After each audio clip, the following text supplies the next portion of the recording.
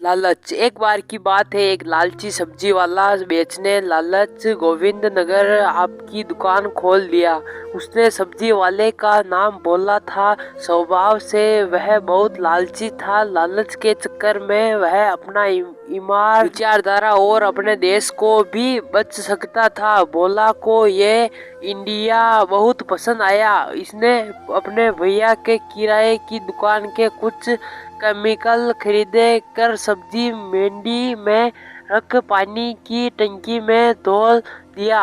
सब्जी मंडी ने रखी उस टंकी के पानी का ईमान सब्जी वाले सब्जी सीखने के लिए करते थे। शाम होने की जब सब्जी मंडी में सब्जी की दुकान लगाने लगी तो सभी सब्जी वाले टंकी के पानी से अपनी अपनी सब्जी को सीख दिए। मंडी में भीड़ बढ़ने लगी। लोगों सब्जी लेने आए लगे और रोज की तरह नगरवासी पुराने सब्जी वाले से ही सब्जी खरीद कर चले गए। रात को जब भी नगरवासियों ने सब्जी बना कर खाना खाया, सभी के पेट में दर्द होने लगा तो उल्टी दस्त चालू हो गया।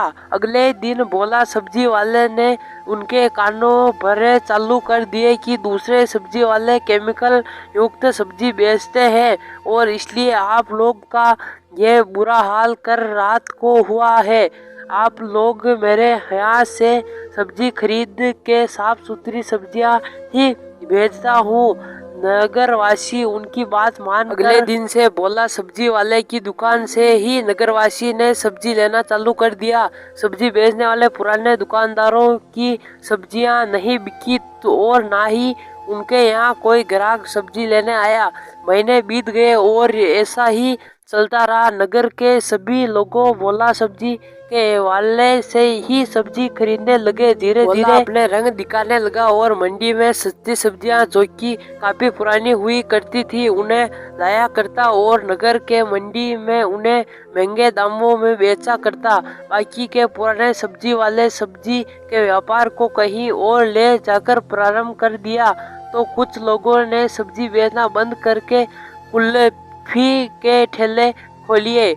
इसलिए अब सब्जी बेचने के लिए भोला की एकमात्र सब्जी की दुकान थी।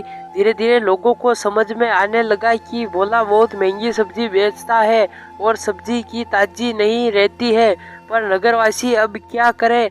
अब नगर में सिर्फ एक ही सब्जी वाला की दुकान थी, इसलिए मजबूरी में भोला से ही सब्जी लेना था। कुछ लोग काम के लिए दूसरी जगह जाया करते थे तो वह अपने खाने के सब्जी दूसरे जगह से लाया करते थे। अब लेकिन सब लोग ऐसा नहीं कर पाते थे। एक दिन नगर के वासियों का एक मिलन सम्मेलन था। जिसे सम्मेलन में नगर के कुछ विजेता जमा हुए थे। इस आयोजन में खाने पीने की व्यवस्था थी और मनोरंजन के लिए नाच गान की व्यवस्था की गई थी। भोला इस आयोजन में आया हुआ था। भोला और शराब पीने का बहुत शौक था। वह आयोजन के देर रात तक रुका और देर रात होते ही सभी व्यापारी एक जगह बैठकर मादक पदार्थों का सेवन करने लगे। भोला भी वह बैठकर एक मादक पदार्थ का सेवन करने लगा और धीरे धीरे उसे नशा चढ़ने लगा। जब ही वह नशे में वशीभूत हो गया, उन्हें बड़े घमंड के साथ कहा कि मेरे को देखो व्यापार कैसे करते हैं, ये मेरे सिखाना चाहिए कैसे। मैंने एक झटके में कई सालों में सब्जियां बेचने वाले व्यापारियों का धंधा चौपट कर दिया और अभी नजर में एक लौता सब्जी वाला हूँ और सब्जी का व्यापार करता हूँ। नगर का यह व्यक्ति मेरे सब्जी खरीदता है। वह पर एक पिंटू कुल्फी वाला भी था जो पहले सब्जी बेचा करता था। सब बेचकर उन्हें उस पहले मुनाफा होता था क्योंकि भोला के पहले ज्यादातर नगर वासियों पिंटू के यहाँ से सब्जी लिया करते थे। पिंटू एक ईमानदार सब्जी वाला था और वह ताजी सब्जी बहुत कम दाम में सब्जी बेच रहा करता था। जब ही उसने भोला के बड़बोलेपन को सुना, उसने जेब से मोबाइल निकाल लिया और उसकी रिकॉर्डिंग करने लगा। रिकॉर्डिंग करते हुए उसने भोला से पूछा कि क्यों भोला, तुम्हें कैसे सब्जी वाला का धंधा चौपट किया, ये तो बताओ। नशे में चूर ने बोला कि मैंने अपने एक दोस्त की मदद से अपने भाई के किराए की दुकान से कुछ केमिकल लेकर आया और उसने पानी की टंकी में मिला दिया। उसने पानी से सभी सब्जी वाले अपनी सब्जी को सींचा करता था। जब लोग उस सब्जी को खरीदकर खाया तो उन्हें तबीयत खराब हो गई। मैंने शहर में अफवाहें फैला दी कि सब्जी वाले केमिकल से उगाई गई सब्जियां को बेचते हैं, जबकि मैं शुद्ध और बिना केमिकल युक्त सब्जियों को बेचता हूं। इसके बाद लोग ने दूसरे सब्जी वाले सब्जी लेना बंद कर दिया और मेरा धंधा दिन रात चांदनी की रफ्तार से चलने लगा।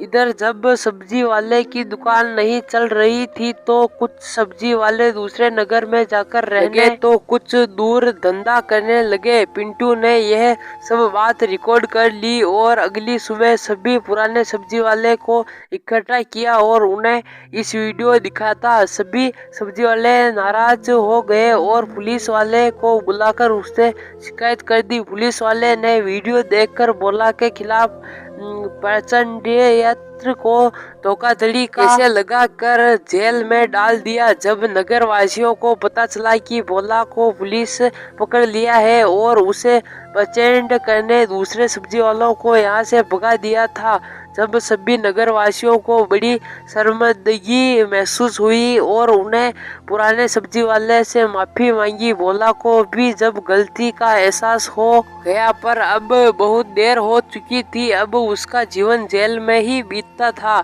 अब उसकी पुरानी सब्जी वाले वासियों नगर में आकर सब्जी बेचने लगे और पिंटू की कुल्फी के थैले के साथ साथ सब्जी की दुकान को भी चलाने लगा और पहले से ज्यादा मुनाफा कमाने लगा। दोस्तों, इस कहानी से हमें ये शिक्षा मिलती है कि लालच पर आकर कभी भी कोई गलत काम नहीं करना चाहिए, क्योंकि इसका परिणाम दुखदायी होता है। और जब तक हम अपनी आँख में किसी चीज को होते हुए ना देख ले, जब तक हम किसी के बहकावे में आकर किसी की बात को नहीं मान लेना चाहिए। तो दोस्तों, इस कहानी से इतना ही। हम मिलते हैं किसी नई कहानी में, तब तक के लिए जय हिंद, जय भारत।